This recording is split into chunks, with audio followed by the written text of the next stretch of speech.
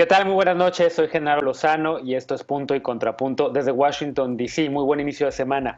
El presidente López Obrador invitó a Rosa Isela Rodríguez a integrarse al gabinete federal como la primera mujer en dirigir la Secretaría de Seguridad y Protección Ciudadana. Pero esta invitación no gustó del todo a sus opositores y a críticos que reclaman la falta de experiencia en temas de seguridad de la próxima secretaria y también exsecretaria de Gobierno de la Ciudad de México. Eso no una buena noticia. Y aquí en la capital estadounidense se siente la tensión previa a la elección presidencial de mañana martes, misma que ya es histórica por la alta participación electoral que ya se registró de manera anticipada. ¿Qué podemos esperar mañana? Veremos qué piensan nuestras y nuestros panelistas allá en la Ciudad de México. Y los programas sociales del gobierno de Andrés Manuel López Obrador no fueron incorporados en un informe de la Auditoría Superior de la Federación, sino que lo serán hasta febrero del año que viene. Y pese a esto, el presidente ya anunció incrementos en presupuesto para programas como Jóvenes Construyendo el Futuro o las becas para adultos mayores. ¿Es una buena idea o deberíamos esperar a la evaluación de la auditoría? Quédate con nosotros que ya empieza Punto y Contrapunto de lunes.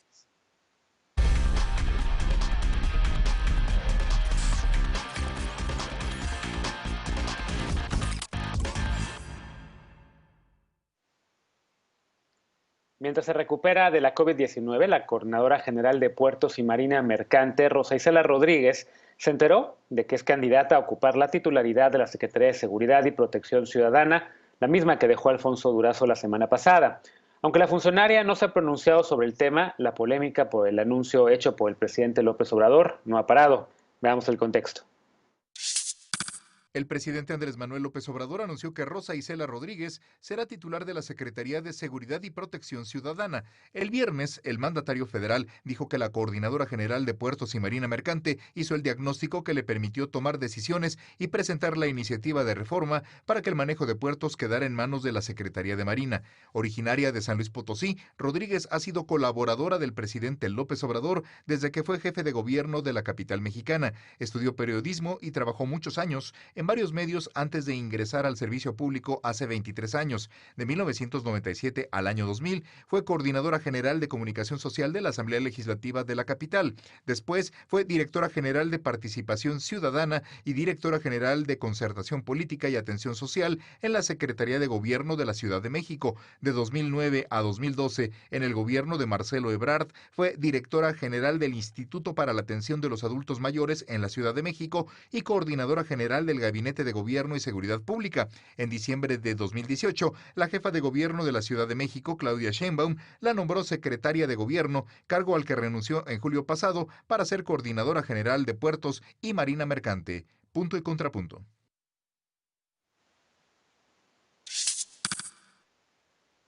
Bueno, noche de lunes y como cada lunes y miércoles, hoy nos acompaña Lisa Sánchez. ¿Cómo estás, querida Lisa, directora de México Unido contra la Delincuencia? Muy bien, muy buenas noches. Feliz inicio de semana a todas y a todos. Está también con nosotros Alfredo Lecona, analista y también creador del podcast Café de la Mañana en Periódico Reforma. ¿Cómo estás?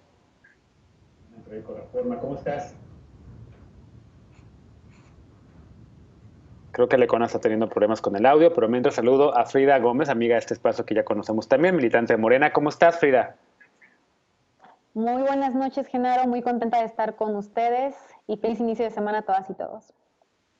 Y hoy nos acompaña, nos da mucho gusto, Carlos Mendoza, asesor legislativo y también militante de Morena. ¿Cómo estás, Carlos? Muy bien, gracias, buenas noches. Gracias por la invitación. Yo no estoy escuchando su regreso, creo que también tiene problemas con el audio, pero a ver, empezamos con los temas ya de esta noche. Empiezo contigo, querida Lisa. Evidentemente, tú eres nuestra experta en temas de seguridad y evidentemente también has seguido muy de cerca el extraño nombramiento que hizo el presidente López Obrador sin avisarle en una mañanera a la exsecretaria de Gobierno de la Ciudad de México, que han criticado muchos porque parece que no tiene el perfil técnico necesario para ser secretaria de Seguridad Ciudadana de la ciudad del país. ¿Cómo ves este nombramiento? ¿Qué podemos esperar? Pues efectivamente desde el viernes reaccionábamos a tres cosas. La primera era el anuncio que se hacía a través de la mañanera y simple y sencillamente donde se le enteraba a la propia funcionaria que ella estaba contendiendo por ese puesto sin necesariamente tener la negociación cerrada. Y bueno, al momento en el que estamos grabando estas líneas, justamente pues tenemos ya 2 días sin secretario o secretaria de Seguridad y Protección Ciudadana porque no hay una confirmación de ese nombramiento ni de ningún otro. Lo segundo es el perfil, digamos, Rosa Isela, yo decía desde el viernes, tiene muy buenas credenciales de operadora política, ha sido en realidad muy útil para la construcción del propio Movimiento de Regeneración Nacional en la Ciudad de México, ha tenido muchos puestos en la administración pública local.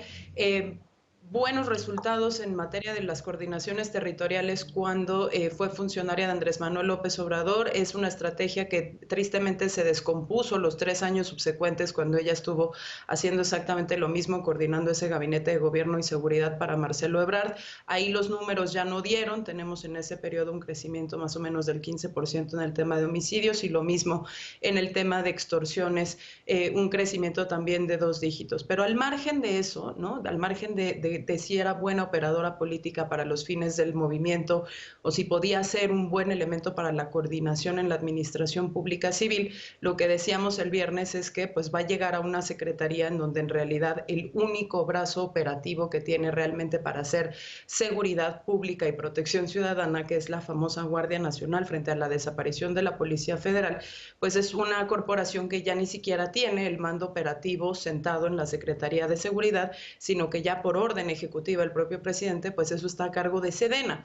Y el problema de que la corporación sea militar en composición, en mando, en adscripción, casi casi porque las nóminas se gestionan desde la Sedena y también en cuestión operativa, es que la jurisdicción militar es distinta a la jurisdicción civil en el sentido en el que cuando un participante de las Fuerzas Armadas incluso participa como primer respondiente y llega a la escena de un delito, su obligación y su entrenamiento como militar es avisar a su jefe superior directo en la cadena de mando militar, cosa que en realidad podría dificultar mucho pues el tema del inicio en la investigación del delito, que es una potestad del Ministerio Público, de las policías de investigación, y que podría también dificultar el seguimiento de la secretaria independientemente de su perfil, por dónde está la corporación, a qué intereses responde. Entonces, yo creo que lo va a tener muy difícil y la única cosa que yo sí quisiera resaltar que me parece muy negativa de su perfil tiene que ver con que ella fue la encargada de poner almirantes y vicealmirantes en retiro y en activo al frente de las administraciones portuarias integrales sin tener el marco jurídico para hacerlo. Entonces eso pues habla muy mal también de su respeto al orden constitucional por todo lo buena operadora política que haya podido ser en el pasado.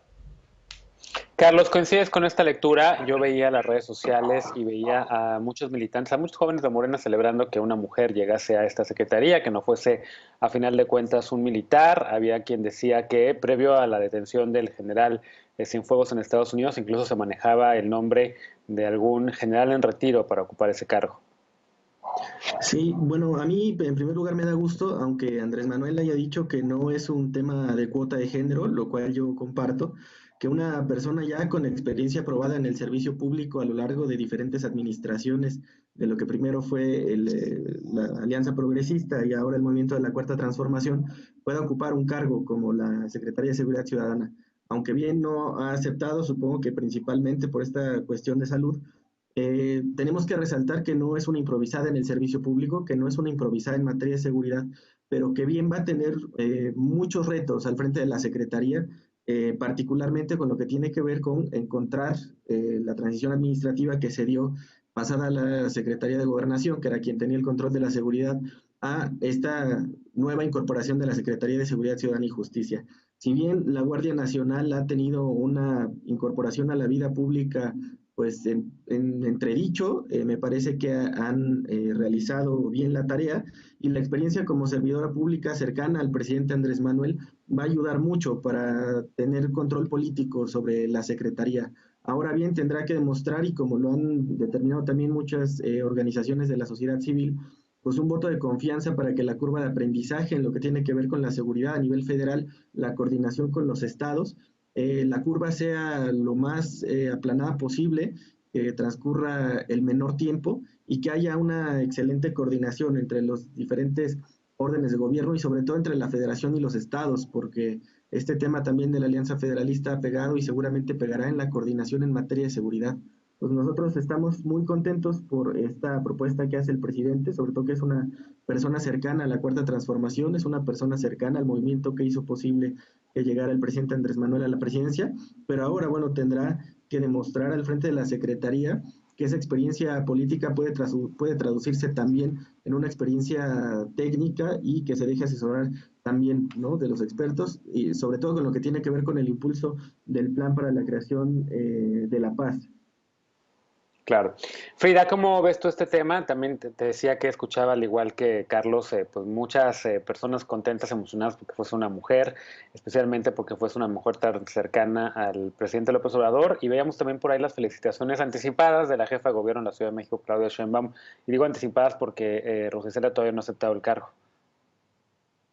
Pues sí, tal como lo dices, además de que Rosa Isela no ha aceptado el cargo, a mí lo que me parece más importante de ella es que en los cargos anteriores, tanto en la Secretaría de Gobierno como cuando estuvo coordinando el Gabinete de Seguridad en la Ciudad de México, tuvo a bien observar el tema de feminicidios y tenerlo en una de las prioridades. Y definitivamente creo que aquí hay dos lecturas. Una que no es afortunada para el país porque en el momento en el que ella llega a un espacio en donde se ha acusado misoginia por parte de otras funcionarias del gabinete, como lo fue la secretaria de Gobernación Olga Sánchez Cordero, que hace pues un par de semanas hablaba de que en materia de seguridad ella percibía cierta misoginia, aunque después retractó sus palabras. Es evidente que esta materia tiene un estereotipo en el que desde el machismo del país siempre se ha observado que la materia de seguridad es algo que llevan los hombres. Y por esa perspectiva me parece que debe celebrarse, pero no podemos perder de vista que el hecho de que Rosa Isela llegue a este espacio puede tener una experiencia pues muy positiva para combatir a los feminicidios, pero al mismo tiempo nos está dando una señal de que la política en materia de seguridad se está concentrando en asuntos militares y que es justamente en la Sedena y en la Marina donde se dan esas líneas. Algo que sí me parece clave y que es muy positivo de Rosa Isela Rodríguez es que ella, además de ser una persona íntegra, tiene una capacidad para identificar corrupción y para identificar convenios. Ella misma fue la que alertó sobre un convenio de cerca de 100 años de concesión que se daban en el puerto de Veracruz, que por cierto el presidente inició trámites para revocarlos, y definitivamente coincido en que ella ha tenido una observación muy puntual sobre cómo hacer las cosas protegiendo y promoviendo los derechos humanos. Entonces me parece que ahí hay un balance interesante en la manera en la que se va a desarrollar su interacción con la Guardia Nacional. Sin embargo, en el caso de que este grupo que se encarga de la seguridad en temas militares ejerzan algún tipo de exclusión en su contra, en realidad el mensaje es bastante peligroso y es bastante pues lamentable, porque de ser así se confirmaría una tendencia de militarización a la seguridad pública y eso es algo que podría ser bastante dañino. Y ya para cerrar, algo que sí me parece muy valioso es que ella sabe escuchar y es una mujer que además de saber operar políticamente, sabe negociar y sabe atender las demandas de las víctimas. Después de tener por meses puertas de la Secretaría de Seguridad Ciudadana cerradas para las víctimas de violencia machista, para las madres de víctimas de feminicidio. Después de que Durazo huyó tanto tiempo de hablar con las mujeres, pues por fin vamos a tener, en caso de que se confirme este nombramiento, una secretaria que va a estar dispuesta no solamente a escuchar a las madres de las víctimas, sino a implementar algún tipo de política que de forma activa se instruya para prevenir y combatir los feminicidios, que ha sido algo que se le relegó a Olga Sánchez Cordero y que ella hizo muy bien en escuchar, pero que nunca se logró materializar en una política desde la Secretaría Federal. Lecona, estoy seguro que tienes muchos contrapuntos. A ver, te escucho. ¿Qué tal? Buenas noches primero. Disculpa por el problema técnico que tuvimos al inicio. Bueno, varias cosas de lo que acabo de escuchar me preguntan. Una, esto que decía Carlos de la curva de aprendizaje. Creo que no estamos para hablar de aprendices que van a llegar a ver cómo toman las riendas de una secretaría tan importante como la de Seguridad Ciudadana.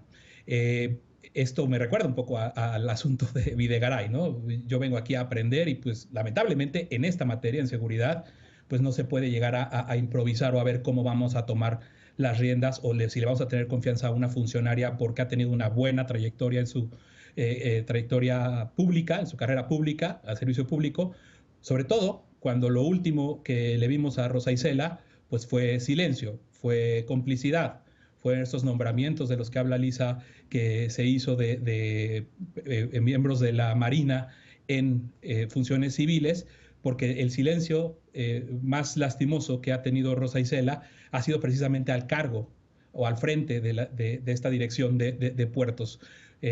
Porque la reforma constitucional, y es que ya lo dijimos acá muchas veces, pero hay que estarlo diciendo más, la reforma constitucional del año pasado se aprobó para que existiera un proceso de desmilitarización a 5 años.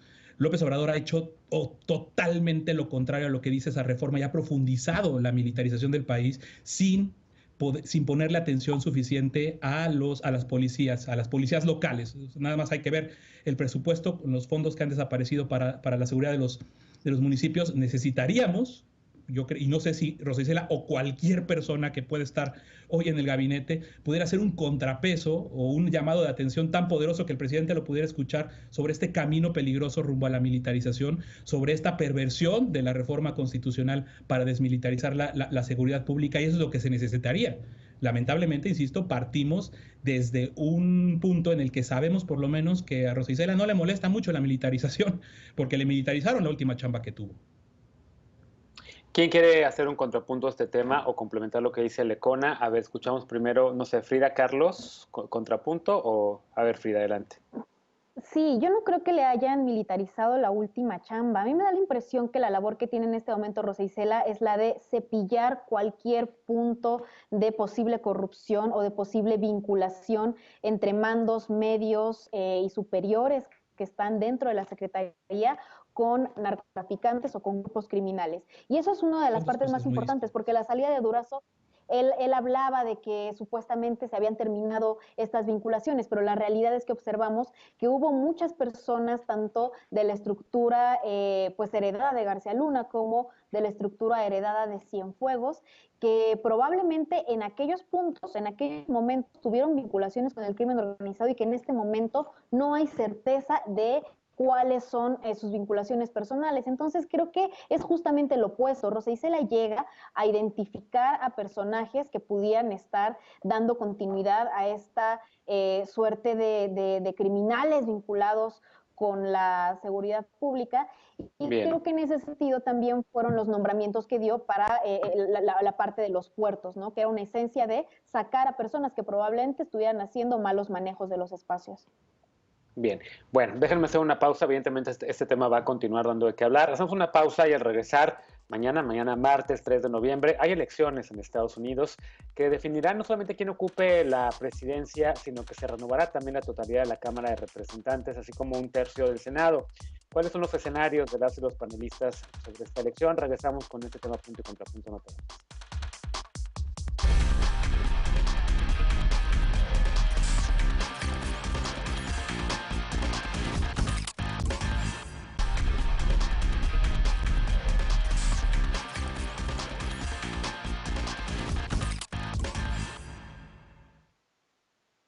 Estamos de regreso en Punto y Contrapunto.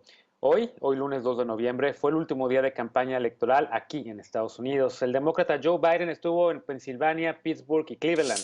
En su cuenta de Twitter hizo una intensa promoción para que la gente salga a votar y para que saque a Trump de la Casa Blanca. Mientras que el republicano que busca la reelección visitó Carolina del Norte, Michigan, Wisconsin y Pensilvania. Además, siguió haciendo campaña en Twitter, acusando a Biden de haber sido un patético hazmerreír por la forma horrible en la que manejó la gripe porcina H1N1, así lo dijo Trump. Según varios analistas, el republicano parece desesperado, tanto que incluso anunció ya su estrategia en caso de perder la contienda. Ayer dijo que inmediatamente después de la jornada de este martes, su equipo legal estará listo para demandar que todos los votos emitidos de manera anticipada se cuenten. Esto porque en varios estados el conteo de los casi 97 millones de votos emitidos de forma anticipada se empezarán a contar después de mañana.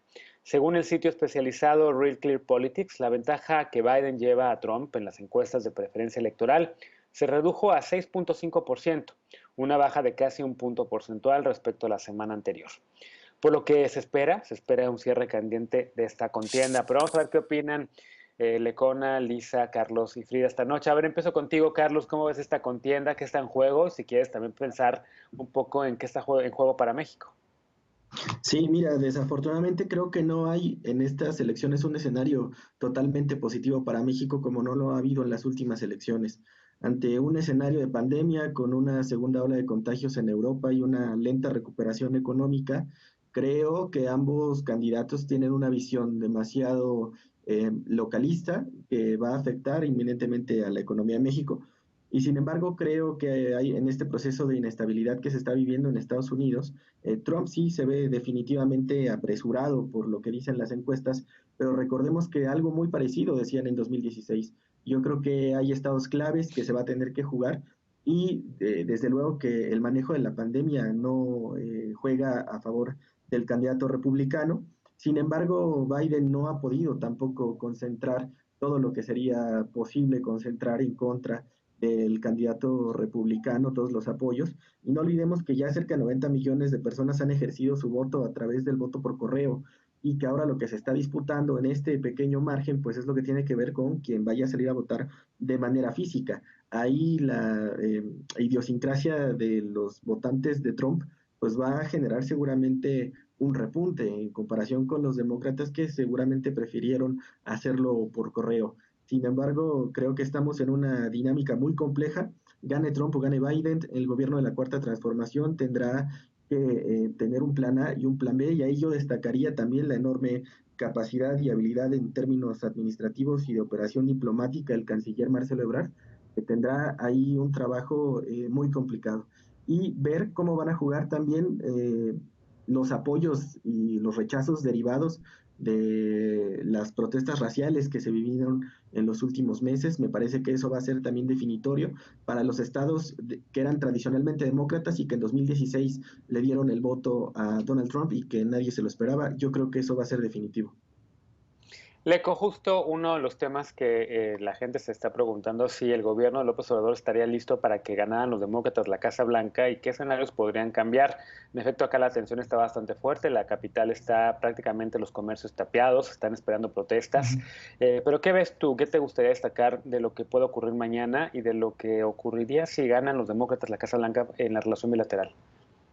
Yo hoy le escuchaba a Carlos Heredia una reflexión muy pertinente, diferenciando lo que le conviene al gobierno a lo que le conviene a los mexicanos. Yo creo que al gobierno mexicano, este gobierno ha aprendido muy bien cómo hablarle a Donald Trump, cómo, perdón, someterse al presidente de los Estados Unidos. Somos el muro de facto de Donald Trump. Está construido por nuestros militares que están disfrazados de guardias nacionales, de civiles y que siguen haciendo esta contención brutal y reprobable del flujo migratorio. Y por lo mismo, no sé si realmente desde el gobierno y desde la Cancillería estén realmente preocupados por el cambio o no. Ya están funcionando las cosas de forma tal que a Donald Trump le funciona esta relación de sometimiento a la que se ha rendido la Cuarta Transformación. Pero al país, a los mexicanos y a los miles de migrantes que hoy están varados en nuestro país y en la frontera, pues definitivamente les conviene que haya un cambio absoluto de este odio que tiene Donald Trump por la migración. Yo lo que creo es que, y se lo escuchaba a Jorge Ramos la semana pasada, es que si gana Joe Biden, las cosas van a estar también complicadas para México en el sentido de que va a ser para los centroamericanos que vienen huyendo de la violencia y de los problemas en sus países, pues casi como un llamado, como una puerta abierta, como de vénganse, y eso tenemos que irlo previendo porque no sabemos qué cosas se van a heredar de la política de Donald Trump antimigrante y Joe Biden termina ganando. Definitivamente no será lo mismo que con él, pero pues en este menos peorcismo que es a lo máximo que podemos aspirar en la elección, pues sí hace falta dar esta sacudida. Tampoco creo que la relación con México vaya a ser esta catástrofe que se han dicho muchos de, pues tanto nos hemos sometido a Trump, tanto hizo Andrés Manuel yendo a Estados Unidos, a Washington, a casi ayudarle en un acto de campaña. Y que esto no pueda repararse. Yo creo que se puede reparar y que se tiene que reparar y que de todos los escenarios el mejor para el gobierno y para los mexicanos tiene que ser que Donald Trump salga ya de la Casa Blanca junto con ese maldito racismo que trae. ¿Coincides con esta lectura, Frida, sobre todo con los escenarios que pinta Lecona para la relación bilateral? Coincido únicamente en cuanto a que tanto con Joe Biden como con Donald Trump, la relación entre México y Estados Unidos pues estará atravesando por una suerte de tensiones, aunque definitivamente Joe Biden me parece que es una persona menos propensa tanto a imponer amenazas arancelarias como ha sido durante estos años, que en gran medida han generado mucho de lo que se habla sobre que México sea el muro ya fáctico antimigrante, pero algo que me parece importante es que entre la crisis económica que ha enfrentado el país, los ingresos por remesas son los que han logrado mantener a más familias a flote y que el propio presidente ha reconocido como uno de los ingresos más valiosos. Y en ese sentido me parece que el escenario más favorable para el país es justamente Joe Biden, porque es una persona que además de no tener esta carga racista y esta carga anti-mexicana, que sí promueve todo el tiempo Donald Trump, pues es una persona que cree más en las cadenas de valor regionales y que puede pues fomentar e impulsar el intercambio y por supuesto el crecimiento económico en lo que conlleva México. Lo que es una realidad también es que el hecho de que Donald Trump tenga menos personas afines no implica necesariamente que vaya a perder, porque una de las críticas más interesantes que me ha parecido durante los últimos debates es que justamente en el sistema electoral estadounidense no gana quien tiene más votos, sino gana quien tiene el mayor dominio territorial, y en ese sentido, justamente en el libro de cómo es que las democracias mueren, se habla cómo debe replantearse y reformarse su propio sistema electoral, pensando en cómo es que mientras los demócratas mantienen un número alto de votos y crecen en personas afines, el poder se va en realidad hacia los republicanos. Entonces me parece que lo que está sucediendo en Estados Unidos va a ser paradigmático no solo por la COVID-19, que ha sido un factor muy importante, sino que está demostrando cómo es que el descuido presidencial y el mal manejo en temas de salud es tan fuerte como para detonar totalmente una sucesión, y más en el caso de Donald Trump, que sería el primer presidente en no reelegirse desde el 92 y el quinto en la historia de ese país, que es algo también bastante paradigmático. Querida Lisa, ¿qué ves tú? Y sobre todo, ¿qué te preocupa en el escenario después de esta elección? Hay quien está hablando sobre conflictos postelectorales, de que Trump no reconocería una victoria del demócrata, pero también sobre la relación bilateral en específico, ¿qué te preocupa?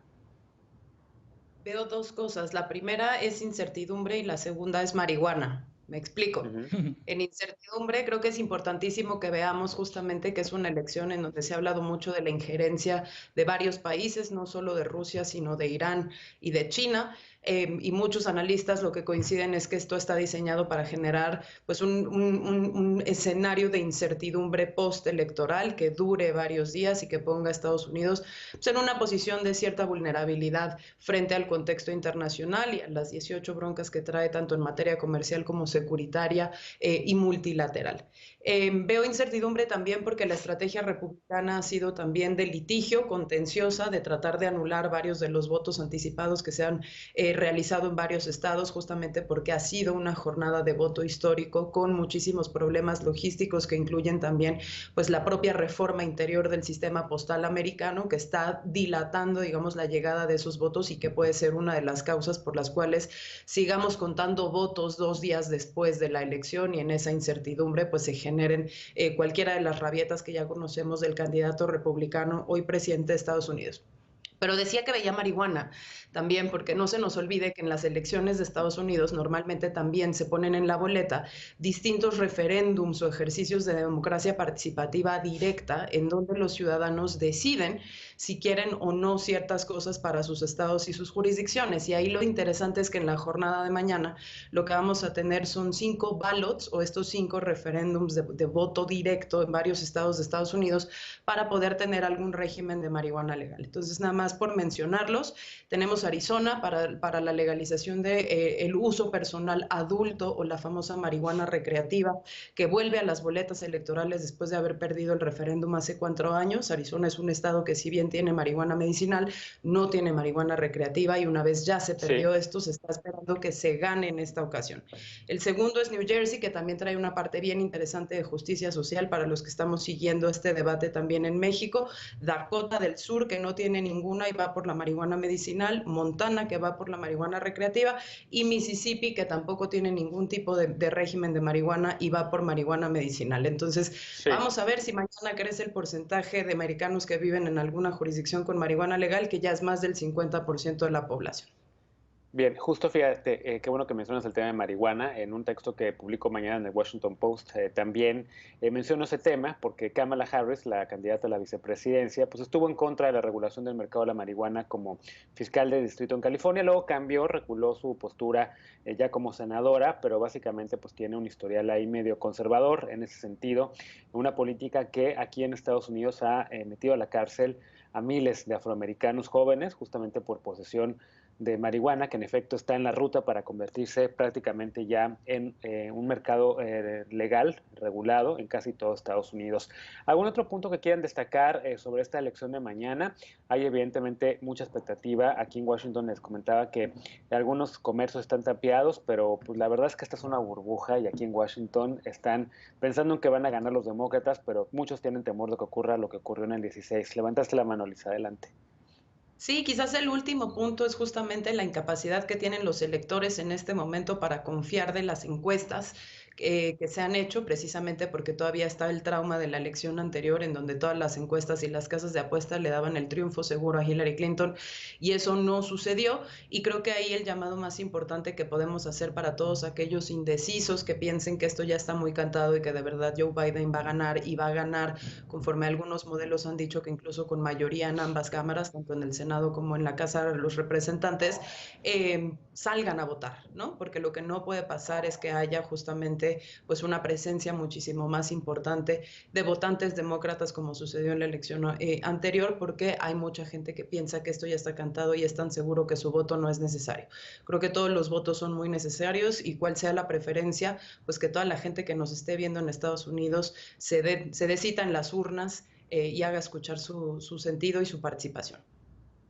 Sin duda. Frida, adelante, último comentario antes de irnos a una pausa.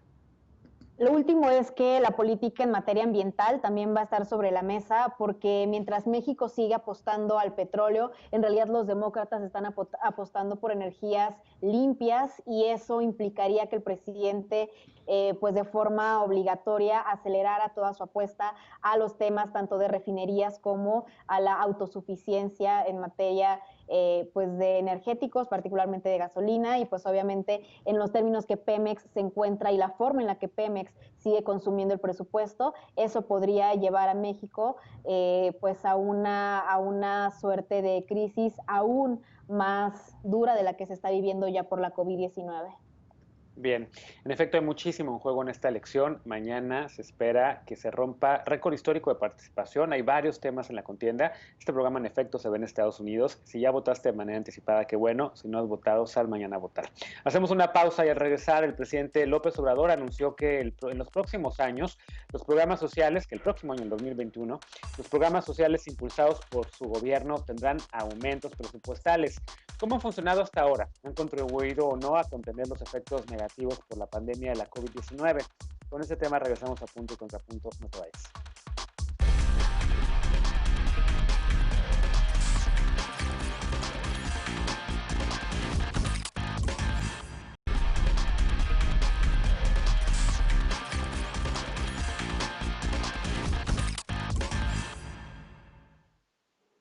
Estamos de regreso en Punto y Contrapunto para el último bloque de la noche. La semana pasada, la Auditoría Superior de la Federación entregó un nuevo paquete de informes correspondientes a la cuenta pública 2019, pero no incluyó los programas sociales que serán reportados hasta febrero del año próximo, es decir, del 2021. Ese año, además, estos programas tendrán un aumento presupuestario, según informó el presidente López Obrador. Veamos el contexto. Los programas sociales impulsados por el gobierno del presidente Andrés Manuel López Obrador, constitucionales desde mayo pasado, tendrán incrementos en 2021. El mandatario federal anunció este fin de semana que las pensiones para adultos mayores, becas para menores con discapacidad y becas para estudiantes aumentarán de acuerdo con la inflación, mientras que Jóvenes Construyendo el Futuro lo hará con base en el aumento al salario mínimo. En el segundo informe de labores de la Secretaría de Bienestar, presentado en septiembre pasado, el gobierno federal informó que entre julio de 2019 y junio de 2020 Se han otorgado apoyos económicos en al menos una ocasión a 8.378.227 personas adultas mayores. En el mismo periodo, se otorgaron apoyos a 850.105 personas con discapacidad permanente. Jóvenes Construyendo el Futuro entrega una beca mensual de 3.748 pesos mensuales. De enero del 2019 a agosto del 2020, se inscribieron más de 1.472.000 personas, de las que 627.800 culminaron su capacitación.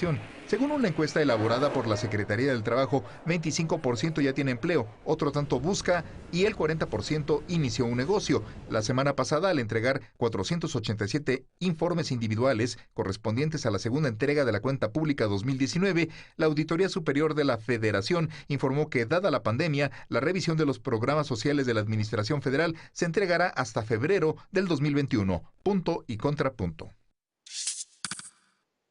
Bueno, tercer tema a discutir esta noche. Empiezo contigo, Lisa. ¿Cómo ves esto? Evidentemente no tenemos un reporte de la Auditoría Superior de la Federación sobre si están funcionando nuestros programas, pero ya dijo el presidente, va más dinero para ellos el año que viene. ¿Cómo lo ves? Bueno, a ver, quizás lo primero que hay que decir es que los aumentos que se anunciaron, en tanto que son inflacionarios y son acordes al aumento que ya se autorizó para el salario mínimo, no parecen desproporcionados, considerando que evidentemente pues es mantener el valor, digamos el valor neto del dinero el año siguiente, descontando pues el aumento de precios que trae la inflación, y lo mismo que es estandarizar una prestación laboral para los beneficiarios de este programa que se estandariza para el resto de los trabajadores. Sin embargo, como escuchábamos en la nota, creo que lo importante de estos programas es realmente saber a qué personas les están llegando, si están realmente respondiendo a las necesidades que estas comunidades y estas personas tienen, en tanto que grupos específicos, y si están sirviendo también como inversión, porque así se vendieron originalmente. Recordarás, decían que todo esto no iba a ser un gasto, sino iba a ser inversión en creación de capital humano. Funciona sobre todo para el programa de Jóvenes Construyendo el Futuro. Creo que, por ejemplo, tendríamos que escuchar pues el análisis de la Secretaria del Trabajo. Me parece que el tema de que la Auditoría Superior de la Federación no lo entregue sino hasta febrero, pues es lamentable, pero también es entendible que hay muchos plazos que por la pandemia pues se tuvieron que alargar, y quizás lo único nada más es recordarle a la gente pues que varios de estos programas sociales, lo que se les criticaba no era la intención de ser un programa social como había muchos en otras administraciones pasadas, sino el hecho de que los censos de beneficiarios los hubieran hecho pues los mismos representantes del Movimiento de Regeneración Nacional, el hecho de que no tuvieran reglas de operación, el hecho de que después no tuvieran necesariamente los informes necesarios para saber si estaban funcionando o no, o que no pudieran también juntarse dentro de los ajustes de la austeridad republicana como se juntaron en algunos otros proyectos, o se juntaron también, por ejemplo, pues el tema de los fideicomisos, más los posibles impactos que estos puedan tener en la movilización electoral si se siguen pensando como proyectos que no da el Estado mexicano, sino que da específicamente el gobierno de Andrés Manuel López Obrador. Creo que esa observación es sumamente necesaria, y que las evaluaciones de impacto pues tendrán que llegar, y sobre los resultados que arrojen se tendrán que hacer los ajustes necesarios si de verdad esto es una política social pensada para cumplir con los objetivos de la política social, y no nada más para generar pues simpatías para el titular del Ejecutivo o para el movimiento pues con el que concursa en las elecciones intermedias. Claro. Frida, ¿cómo ves este tema? Evidentemente, sí hay, sobre todo en redes sociales, hubo muchas críticas de que se anunciara este aumento del presupuesto sin tener esa evaluación. Lisa ya hizo una acotación bastante precisa. Pero, ¿qué dirías a quienes están diciendo, están derrochando dinero sin tener una medición real? Esto no es realmente un programa social, es una ocurrencia, que ha sido una de las críticas que ha habido siempre en torno a estos programas, una manera de crear clientelas y demás. Pues a mí me parece muy importante contextualizar en que en el momento que nos enfrentamos por la pandemia hay muchísimas personas que se han estado acercando a los grados más básicos de bienestar y que están en el riesgo de caer en pobreza. Y justamente es por eso que estos programas sociales son tan importantes. Primero, porque son apoyos que son directos. Cualquier persona puede solicitarlo sin necesidad de que exista algún tipo de intermediario. Y segundo, porque son programas focalizados para grupos que se han considerado considerado como vulnerables, pero que además de ser considerados como vulnerables, en otros momentos habían sido ampliamente discriminados, como las personas jóvenes que no estudian ni trabajan, a quien en algún momento se les estereotipó como ninis. Dentro de estos 19 programas que son los claves de la administración del presidente Andrés Manuel López Obrador, no hay ningún tipo de ocurrencia porque son programas que tienen una construcción bastante enfocada sobre cómo es que se aterriza y cómo es que la necesidad que tienen estos grupos verdaderamente puede salvarlos de caer en algún grado de pobreza mucho más severo. Y hay dos programas que han sido bastante importantes más en este momento para contener todo el daño de la pandemia, que son el programa de microcréditos para el bienestar y el programa de apoyo para las niñas y niños, hijos de madres trabajadoras. Estos dos programas, uno administrado por la Secretaría de Economía y otro por la Secretaría de Bienestar, entregan apoyos directos a las familias que pueden traducirse en una forma de tener atemperadas las necesidades más inmediatas, que además de todo se han visto agravadas por una pérdida de empleos que está azotando al país. Y lo que sí me parece importante es que el Coneval realizó observaciones sobre el funcionamiento de estos programas y observó a 6 programas que probablemente no están teniendo un impacto tan útil, que esa es la clave. Yo creo que los programas sociales, como esencia para combatir la desigualdad y eliminar la pobreza, son claves y son importantes más en este gobierno que se ha propuesto justamente poner primero a los pobres, y esa es básicamente la forma en la que este gobierno quiere ser medido. Sin embargo, programas como el de fertilizantes, el de Universidades para el Bienestar Benito Juárez, el de La Escuela es Nuestra, algunos de atención a la salud y medicamentos gratuitos, el de mejoramiento urbano y el Programa Nacional de Reconstrucción, han tenido esas observaciones por parte de Coneval sobre que posiblemente no estén aterrizándose a quien verdaderamente lo necesita. Más allá de eso, hemos observado cómo, particularmente en el caso de las personas adultas mayores, se incrementó la edad, y en el contexto de la austeridad me parece que esto tiene una congruencia que se ve marcada, porque a pesar de que se aumenta el presupuesto para los programas sociales, también se han contextualizado y se han individualizado estos programas para que no sean un despilfarro, sino que puedan traducirse en medidas para la contención tanto de la crisis como de los estragos de la propia pandemia. Y en ese sentido me parece algo muy positivo, y por supuesto la fiscalización y la evaluación del programa es lo que va a ser obligatorio para que en el próximo año podamos saber cuáles de ellos sí funcionaron y cuáles de ellos tienen que cambiarse. Carlos, me imagino que quieres complementar lo que menciona Frida antes de escuchar el contrapunto del Econa.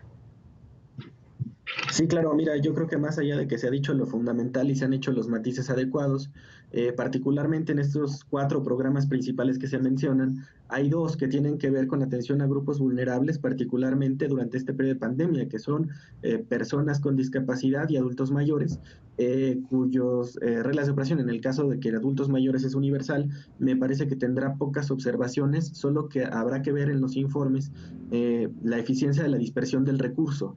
Dado que estaba pensado primero con la infraestructura del Banco del Bienestar y que después se tuvo que recurrir a bancos pequeños pero que tuvieran presencia territorial en el territorio para dejar de necesitar de los operativos con Telecom, yo creo que sí habrá un cierto desfase en la capacidad de dispersión de los recursos.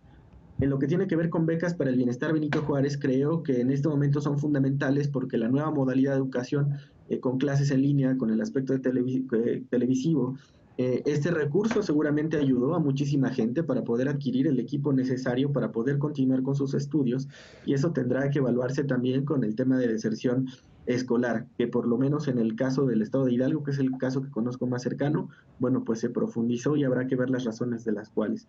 Hay un programa que en particular yo creo que va a tener severas observaciones, que va a ser muy difícil de medir, porque dado que es tan abierto, se presta mucho a la corrupción, ya no solo por parte del Estado, sino por parte de los pequeños empresarios, es Jóvenes Construyendo el Futuro. Es una herramienta que yo creo que tendría que ser sustancial para la generación de capacidades de empleabilidad de los egresados o de personas que no estudiaban y trabajaban por cualquier razón, pero que se han detectado una serie de anomalías importantes. Yo creo que es un asunto grave que tiene que atender la Secretaría de Bienestar, dado que era uno de los programas esenciales de la Cuarta Transformación y del presidente Andrés Manuel, que creo que se ha desvirtuado en un amplio aspecto. Pero yo cerraría con esta cuestión fundamental, que es que es un aumento que es inflacionario. Yo creo que es mantener lo que hay hasta que tengamos la capacidad de evaluar el cómo está funcionando verdaderamente a través del informe de la auditoría, más allá de lo que Coneval señale.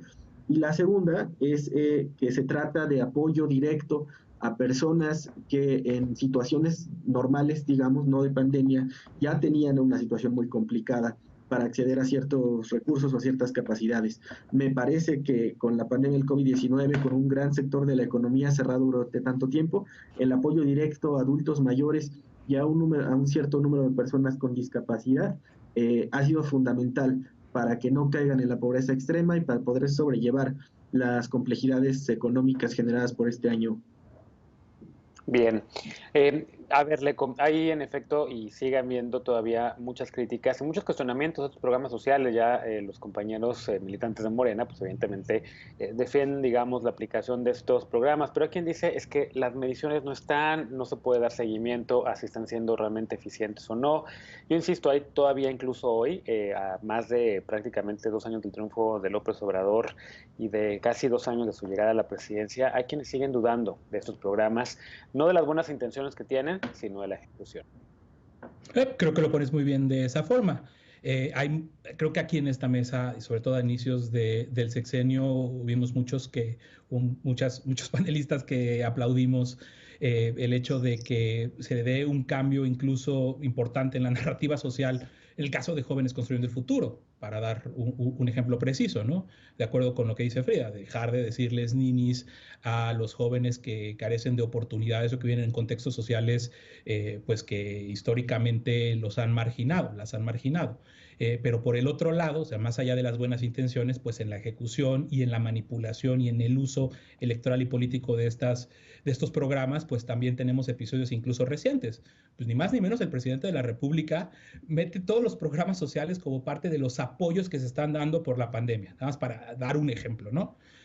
Cada que se le interpelaba en las mañaneras y se le decía, oiga, presidente, ¿qué es lo que va a hacer para activar medidas extraordinarias por la crisis económica? Pues él hablaba de que 7 de cada 10 mexicanos, creo, por ahí era su cálculo o lo que él decía, están siendo apoyados para hacer frente económicamente, principalmente a la pandemia, ¿no? Y pues no es así. Y el presidente hace esa manipulación porque toma todos los programas sociales y mete incluso ahí a Jóvenes Construyendo el Futuro como si fueran empleos formales, ¿no? Como parte de evitar la merma que está ocasionando la pandemia. Y otra cosa bien importante es darle seguimiento, por ejemplo, a lo que publicaba Reforma el lunes de la semana pasada, ¿no?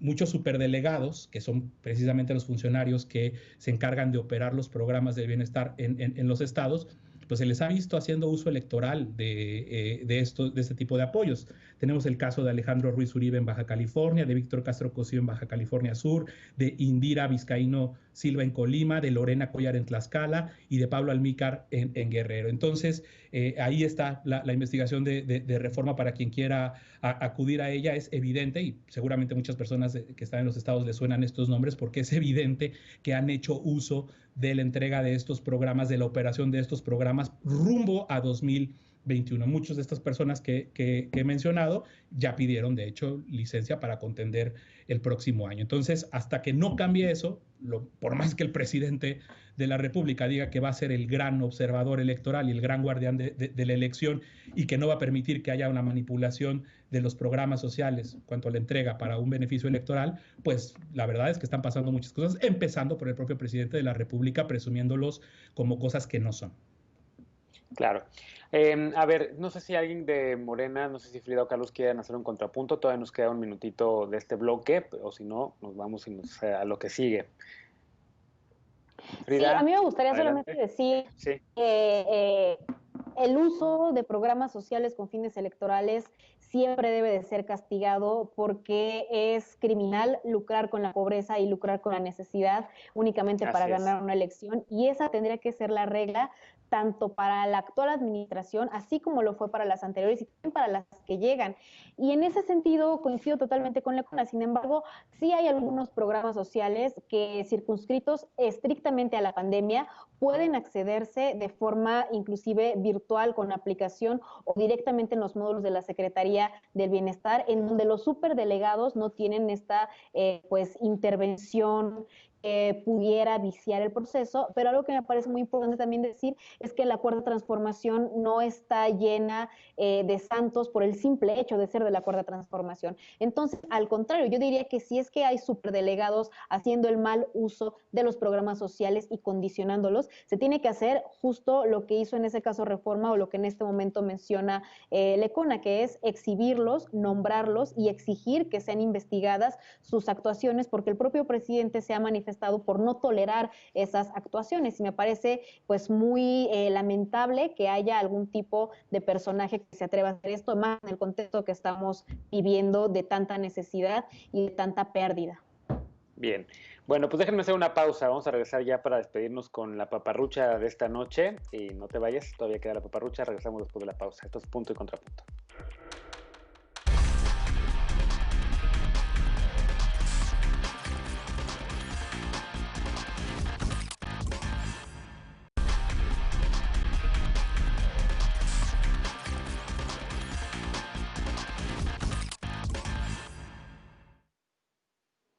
Estamos de regreso en Punto y Contrapunto, ya para despedirnos esta noche con la paparrucha y también de los y las panelistas. En los últimos días de la campaña electoral, Donald Trump dejó de difundir noticias falsas, paparruchas, fake news. Estados Unidos es el país que más muertes por COVID-19 ha registrado, poco más de 231,000. Pues resulta que este viernes, durante un meeting en el estado de Michigan, Donald Trump aseguró que hay más muertes porque los médicos en este país ganan más dinero si determinan que una persona murió por SARS-CoV-2. Así como lo oyes, por supuesto, estas afirmaciones son falsas. Aunque los hospitales en Estados Unidos pueden obtener un mayor financiamiento del gobierno para tratar casos de COVID-19, estos recursos únicamente son para cubrir el tratamiento de las personas y no para diagnosticar muertes y menos para pagar el personal médico. La Asociación Médica Estadounidense emitió un comunicado para desmentir las acusaciones de Trump y recordó que el personal de la salud ha estado en la primera línea de atención arriesgando su salud propia durante la crisis sanitaria.